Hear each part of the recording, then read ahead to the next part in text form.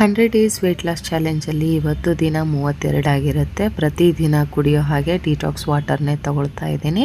So 100 ಡೇಸ್ವರೆಗೂ ಒಂದೇ ಡಿಟಾಕ್ಸ್ನ follow ಮಾಡೋಣ ಅಂತ ಅಂದ್ಕೊಂಡಿದ್ದೀನಿ. ಸಾಧ್ಯವಾದಾಗ ಚೇಂಜಸ್ ಮಾಡ್ಕೊಳ್ತಾ ಇರ್ತೀನಿ. ಬಟ್ ಸದ್ಯಕ್ಕಂತೂ ಇದೇ ಡಿಟಾಕ್ಸನ್ನೇ ಕಂಟಿನ್ಯೂ ಮಾಡ್ತಾ ಇದ್ದೀನಿ.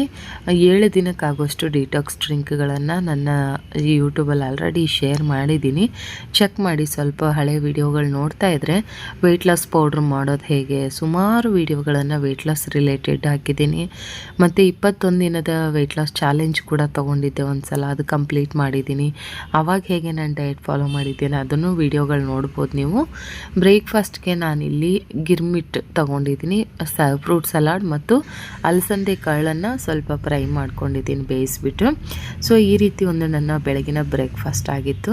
ಸೊ ಕಡಲೆಪುರಿ ಏನಕ್ಕೆ ತೊಗೊಂಡಿದ್ದೀನಿ ಅಂದರೆ ಅದರಲ್ಲಿ ಸ್ವಲ್ಪ ಲೋ ಕ್ಯಾಲರಿ ಇರುತ್ತೆ, ಹಾಗಾಗಿ ಈ ಒಂದು ಫುಡ್ನ ನಾನು ಪ್ರಿಪೇರ್ ಮಾಡ್ಕೊಂಡಿದ್ದೀನಿ. ಅವಲಕ್ಕಿ ಇದೆಲ್ಲ ಸ್ವಲ್ಪ ಏನು ನಮಗೆ ಅಂಥ ವೆಯ್ಟ್ ಗೇನ್ ಆಗೋಲ್ಲ, ಹಾಗಾಗಿ ಈ ಥರದ್ದನ್ನು ನೀವು ತಗೊಳ್ಬೋದು ಬ್ರೇಕ್ಫಾಸ್ಟ್ಗೆ.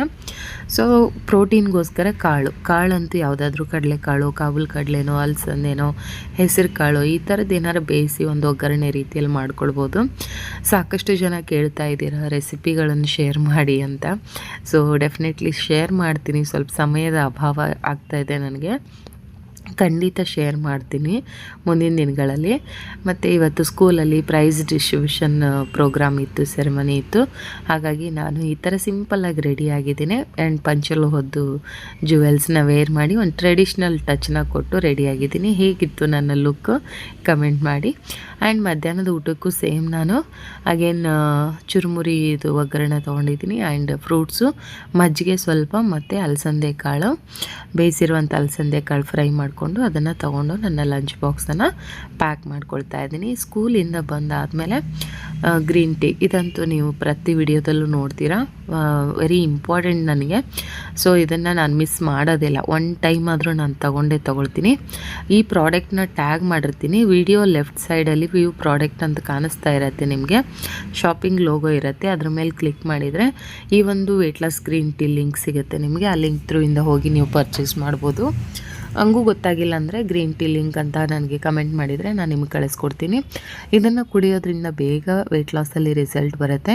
ಆ್ಯಂಡ್ ನಮ್ಮ ಡಯಟಲ್ಲಿ ಮಸ್ಟ್ ಆ್ಯಂಡ್ ಶುಡ್ ಅಂತ ಹೇಳ್ತೀನಿ. ಇದು ನನಗಂತೂ ತುಂಬ 100% ಗುಡ್ ರಿಸಲ್ಟನ್ನು ಕೊಟ್ಟಿದೆ. ಆ್ಯಂಡ್ ತುಂಬ ಒಳ್ಳೆಯದು, ಬಾಡಿಗೂ ಕೂಡ ಹೀಟ್ ಆಗೋಕ್ಕೆ ಬಿಡಲ್ಲ ನಮ್ಮ ಬಾಡಿನ. ಆರಾಮಾಗಿ ನಾವು ಈ ಹರ್ಬ್ಸನ್ನು ತಗೊಳ್ಬೋದು. ನ್ಯಾಚುರಲ್ ಇಂಗ್ರೀಡಿಯೆಂಟ್ಸಿಂದ ಮಾಡಿರುವಂಥ ಹರ್ಬ್ಸ್ ಆಗಿರುತ್ತೆ, ಯಾವುದೇ ರೀತಿ ಸೈಡ್ ಎಫೆಕ್ಟ್ ಇಲ್ಲ. ಕೇಳ್ತಾ ಇರ್ತೀರ ಸೈಡ್ ಎಫೆಕ್ಟ್ ಏನಾದರೂ ಇದೆಯಾ ಅಂತ. ಖಂಡಿತವಾಗ್ಲೂ ಏನಿಲ್ಲ, ನಾನು ರೆಗ್ಯುಲರಾಗಿ ಯೂಸ್ ಮಾಡ್ತಾಯಿದ್ದೀನಿ. ಸೊ ನಾನು ಯೂಸ್ ಮಾಡಿದ್ದಕ್ಕೆ ನಿಮ್ಗೆ ಹೈಲಿ ರೆಕಮೆಂಡ್ ಮಾಡೋದು.